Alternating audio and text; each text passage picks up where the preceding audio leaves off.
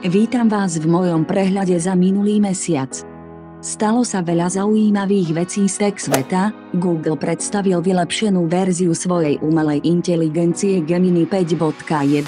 Spoločnosť OpenAI uviedla na trh nový nástroj na generáciu videí pomocou umelej inteligencie. Spoločnosť Neuralink uskutočnila prvú operáciu implantácie čipu do mozgu človeka a poslednou zaujímavosťou z minulého mesiaca je samozrejme od Apple, ktorá začala predávať svoj nový headset Vision Pro. Začíname s Apple. Ak ešte neviete o mne, som veľký fanúšik Apple, taká i ovečka. Keď minulý rok predstavili nový produkt, bol som nadšený, že moja generácia zažije takúto realitu, ale nechajme moje nadšenie bokom. Poďme sa pozrieť, čo ponúka Vision Pro. Vnútri sú až dva čipy. Jeden z nich je M2, ktorý sa stará o výkon, a druhý je úplne nový R1, ktorý sa stará o tú, aby ste videli svet cez Vision Pro. Dokáže spracovať obraz, ktorý vidíte vďaka kamerám, až do 12 milisekúnd, čo znamená, že vidíte prakticky okamžite. Apple Vision Pro má veľké množstvo senzorov a kamier rozmiestnených po celom okolí headsetu, ktoré majú vysoké rozlíšenie a umožňujú mapovanie 3D objektov, ako sú napríklad vaše ruky. Tieto senzory a kamery slúžia na sledovanie pohybu celej súpravy headsetu. Okrem toho sú tu aj senzory umiestnené pri očiach, ktoré sledujú smer vášho pohľadu. Oči teda fungujú ako myška pri počítači, zatiaľ čo ruky môžu slúžiť ako podpora pre rôzne ovládacie gestá. Obraz sa prenáša na dve obrazovky, ktoré máte pred očami. Tieto obrazovky majú až 23 miliónov pixelov. Zobrazenie je micro-OLED priamo od Apple. Toto celé je napájané batériou, ktorá nie je pripojená k headsetu, takže ju musíte nosiť vo vrecku. Batéria vydrží len 2 hodiny.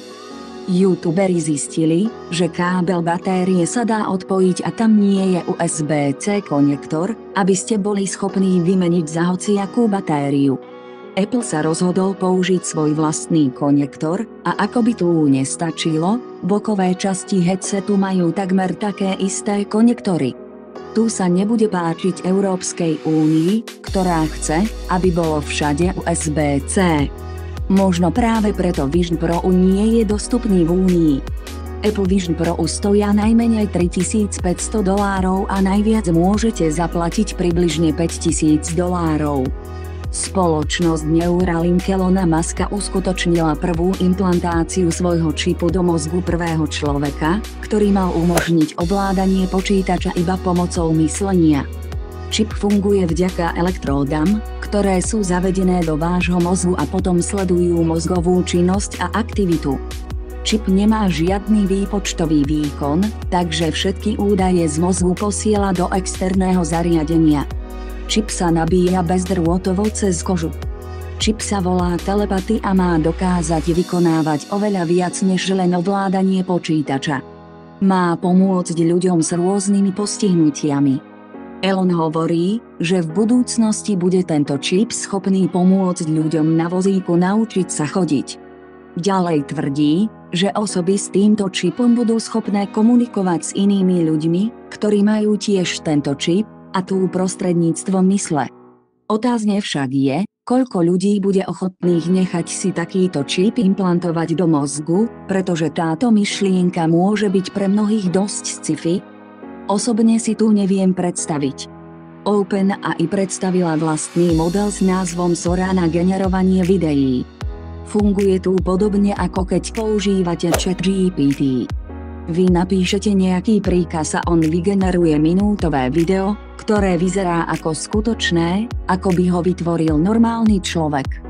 Dokonca môžete napísať do príkazu aj určité parametre, ako je objektív, rozlíšenie a hĺbka ostrosti. Tento model ešte nie je dostupný pre verejnosť, dostupné je tu iba pre filmárov, umelcov a dizajnérov, ktorí posudzujú model Sora. Potom tu snáď ponúknu verejnosti. Google predstavil svoju vylepšenú verziu umelej inteligencie s názvom Gemini 5.1, ktorá je multimodálnym modelom. To znamená, že vie porozumieť textu, zvuku, videu a kódom.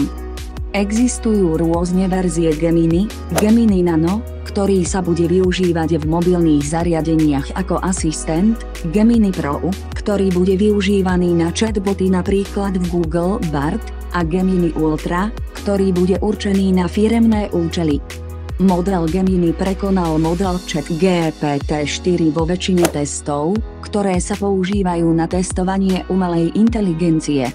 Okrem toho prekonal aj človeka v teste MML, ktorý testuje vedomosti a schopnosť umelej inteligencie riešiť problémy v odboroch matematiky, fyziky, histórie, zdravotníctva a ďalších vedných odboroch.